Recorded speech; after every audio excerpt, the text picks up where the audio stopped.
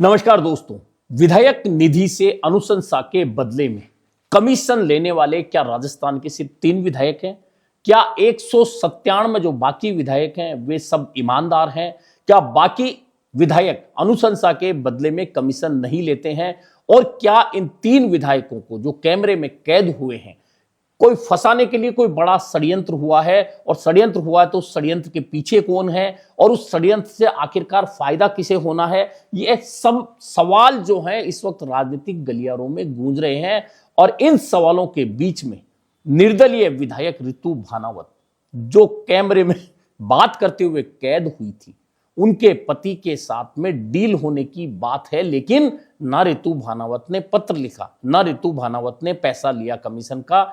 ऐसे में रितु भानावत ने अब सीधे सीधे मुख्यमंत्री भजनलाल शर्मा को पत्र लिख दिया है और पत्र लिखकर मांग कर दी है कि इस पूरे षड्यंत्र की परतें खुलनी चाहिए और राजस्थान सरकार को इस पूरे मामले की जांच सीबीआई को दे देनी चाहिए। और जांच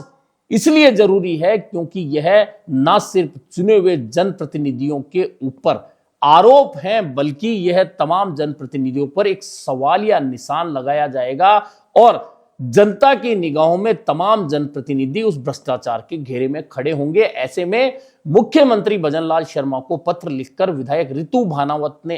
कहा है कि इस पूरे मामले की जांच सीबीआई से कराई जाए।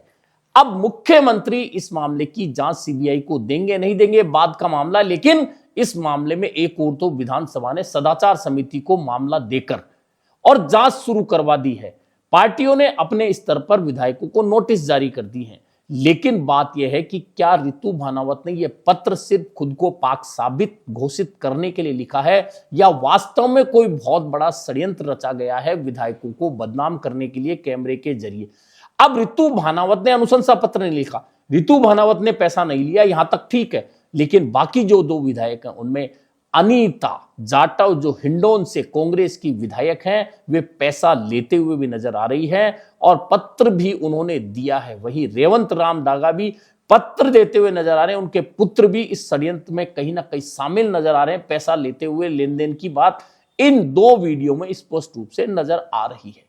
लेकिन सवाल यह है कि 197 विधायक, क्योंकि तमाम 200 विधायकों को हर साल 5 करोड़ की अनुशंसा का अधिकार है और तमाम विधायक अपने अपने विधानसभा क्षेत्रों में विकास कार्यों के लिए या स्कूल या चिकित्सालयों में कोई ना कोई खरीद होती है, उसके लिए अनुशंसा करते हैं और ये अनुशंसा के आधार पर खरीद होती है। तो क्या वे 197 विधायक ईमानदार हैं और वे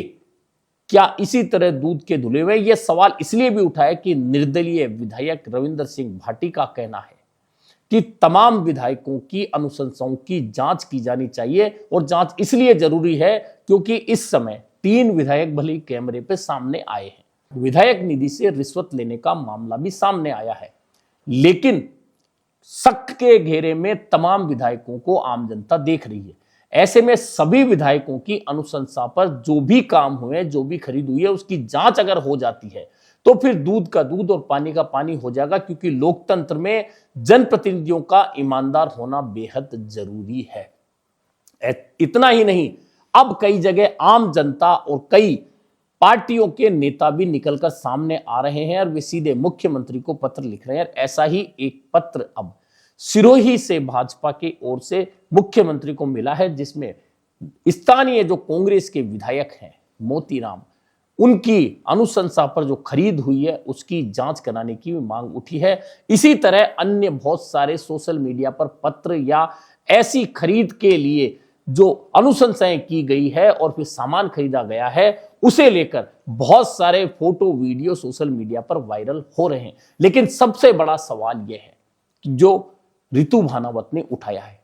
कि सिर्फ 3 विधायकों को कैमरे में कैद करने के पीछे क्या कोई बहुत बड़ा षड्यंत्र रचा गया। लेकिन षड्यंत्र वह रचेगा कौन, उस षड्यंत्र के पीछे है कौन, और एक मीडिया पर आवाज उठाई जाए यह एक अलग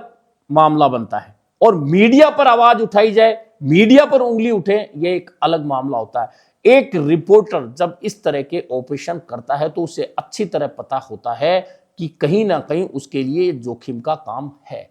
फिर भी वह उस जोखिम को उठाता है। और यह एकमात्र स्टिंग नहीं हुआ, ऐसे बहुत सारे स्टिंग देश भर में होते रहे हैं, कई राज्यों में होते रहे हैं, कई बड़े मामले ऐसे स्टिंग ऑपरेशन के जरिए सामने आते रहे हैं। और इसी तरह का यह स्टिंग ऑपरेशन है जिसके जरिए यह मामला सामने आया है कि विधायक निधि जो हर साल 5 करोड़ और विधायक के कार्यकाल में 5 साल में 25 करोड़ विधायक को मिलती है, जिसकी वह अनुशंसा करता है। लेकिन अगर यह घटनाक्रम सही माना जाए,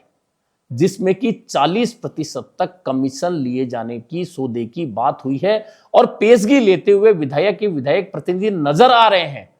तो यह बहुत गंभीर मामला तो पहले से ही बन चुका है। अब सवाल यह है कि सदाचार समिति सिर्फ 3 विधायकों की जांच करेगी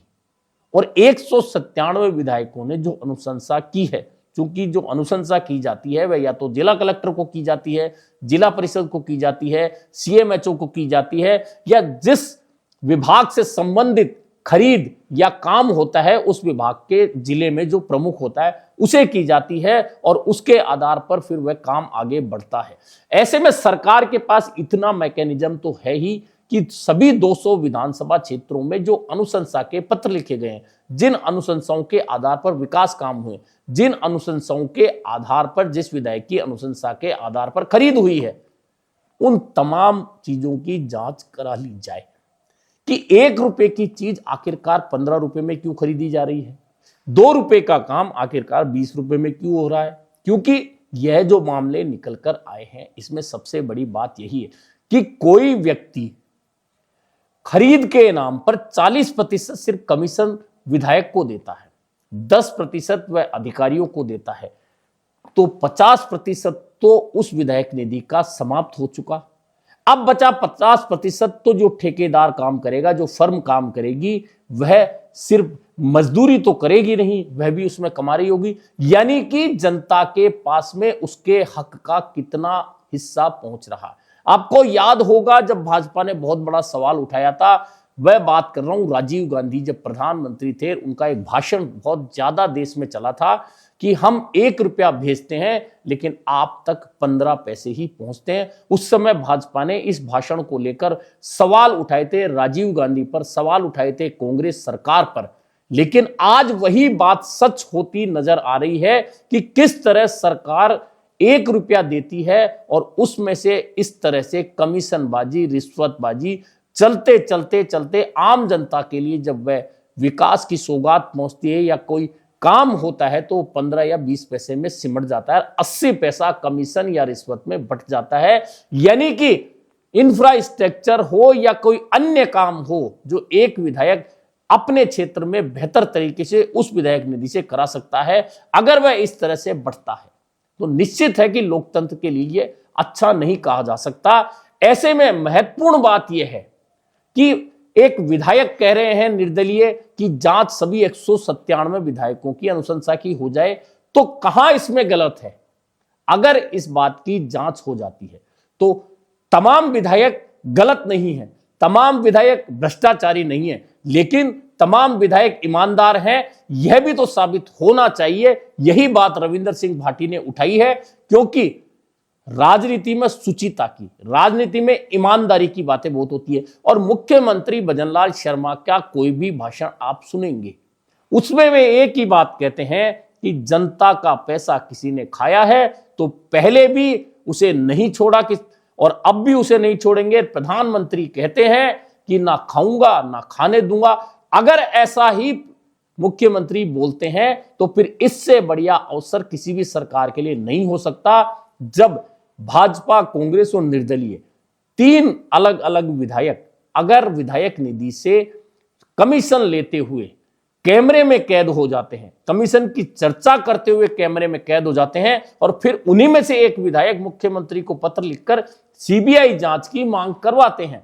तो सीबीआई जांच राज्य सरकार लिखकर दे सकती है कि सीबीआई जांच हो, लेकिन राज्य सरकार अपने स्तर पर उन तमाम अनुशंसाओं को मंगाकर जांच करा सकती है जिन अनुशंसाओं के आधार पर विधायकों की ओर से कहे जाने के बाद विधायक निधि से वित्त विभाग ने जो पैसा रिलीज किया वह किस मद में किया, क्या वह सही किया गया, क्या जो खरीद हुई वह सही हुई, विकास कार्य के लिए जो पैसा दिया गया, क्या वह सही गया? यह जांच राज्य सरकार अपने स्तर पर भी करा सकती है। और सीबीआई जांच की बात जो इसलिए उठी है कि विधायकों के खिलाफ षड्यंत्र। बात इंपॉर्टेंट यह है कि यह षड्यंत्र के पीछे कौन है जो विधायकों को फंसाना चाहता है, जो विधायक रितु बानावत का कहना है। तो इस पूरे प्रकरण को लेकर अलग अलग चर्चाएं हैं। कहीं कहा जा रहा है कि मीडिया हाउस विधायकों को, नेताओं को ब्लैकमेल कर रहा है, कहीं कहा जा रहा है कि विधायक गलत है, कहीं विधायकों के खिलाफ पोस्टर लग रहे हैं, कहीं मीडिया हाउस के पुतले जलाए जा रहे हैं। यानी जितने मुंह उतनी बातें हो रही है, लेकिन कुल मिलाकर ये जो मामला है यह बहुत महत्वपूर्ण और बहुत बड़ा मामला है और इसकी परतों तक किसी भी सरकार को पहुंचना चाहिए। और चूंकि यह मामला राजस्थान में हुआ है, इसलिए राजस्थान सरकार को तो इस मामले में आगे बढ़कर पूरी जांच करा के और विधानसभा का जब अगला सत्र है उसके पटल पर यह रखना चाहिए। तमाम विधायक जब वहां बैठे हों, उन विधायकों का वह रिपोर्ट कार्ड कि उन्होंने 2 साल के दौरान जो अनुशंसाएं की है वे किस मद में की, उस मद में क्या हुआ, सही हुआ, गलत हुआ, कमीशनबाजी हुई, नहीं हुई, तो उसमें एक बात तो निकल कर आ जाएगी कि जो विधायक ईमानदार हैं, जो अपने विधायक निधि का उपयोग जनता के लिए बेहतर तरीके से कर रहे हैं, कम से कम उनकी तस्वीर भी लोगों के सामने आ जाएगी। और जो विधायक बिना देखे अनुशंसाएं कर रहे हैं और उनकी अनुशंसाओं पर काम कम और कमीशन खोरी ज्यादा हो रही है, उनका भी स्पष्टीकरण लोगों के सामने आ जाएगा। ऐसे में जो भ्रष्टाचार के खिलाफ लड़ाई की बात मुख्यमंत्री भजनलाल शर्मा कर रहे हैं, वह भी एक तरह से साबित हो जाएगी कि राजस्थान की भाजपा सरकार भ्रष्टाचार को लेकर जीरो टॉलरेंस की नीति अपना रही है और भ्रष्टाचार को सहने की कोई भी स्थिति में सरकार तैयार नहीं है। लेकिन अगर मामले में सिर्फ लीपापोती होकर और साइडलाइन कर दिया गया तो फिर जो यह मामला हुआ है वह जनता की नजर में सही साबित होगा। और सिर्फ 3 विधायक भले ही कैमरे के सामने पकड़े गए हों, लेकिन छवि सभी 200 विधायकों की भ्रष्टाचार के आईने में होगी और जनता उन्हें उसी नजर से देखेगी। ऐसे में अब देखना यह है कि राजस्थान सरकार इस मामले में क्या पूरी परतें खोलकर यह जो विधायक निधि से अनुशंसा का मामला है, इसका पूरा चिट्ठा जनता के सामने रखती है। अभी के लिए इतना ही, फिर मिलेंगे नए मुद्दे पर चर्चा के साथ।